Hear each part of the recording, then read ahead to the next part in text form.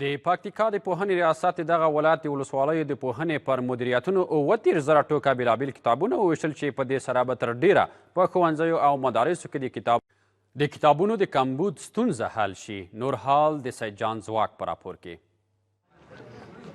د پکتیکا د پوهنې ریاست د 4 میلیون افغانیو په ارزښت 38,000 ټوکه بېلابېل درسي کتابونه د ولسوالیو د پوهنې پر مدیریتونو او ترڅنګ یې د یونیسف له لورې د مدرسو 6,200 شاګردانو ته مرسته شوي کیټونه چې 10 کلمه بېلابېل درسي مواد پکې شامل وویشل.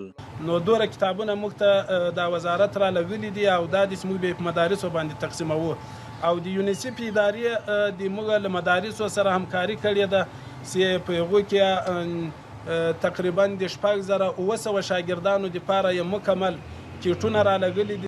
د پکتیکا مرستیال ولي وایي چې د ولایت د زده کړو په برخه کې په تیر کې ډېر لږ کار شوی، خو دوی به هڅه وکړي چې دې برخې ته پاملرنه ډیره کړي.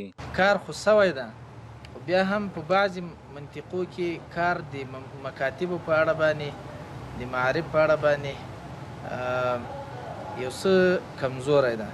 تیر ادارې یا تیر حکومت هغه داسې کار نه ده کړی. د دغه ولایت اوسېدونکي هم وایي که په ښوونځیو کې د کتابونو د کمبود ستونزه حل شي د زده کړو په بهیر به ښه اغېزه وکړي.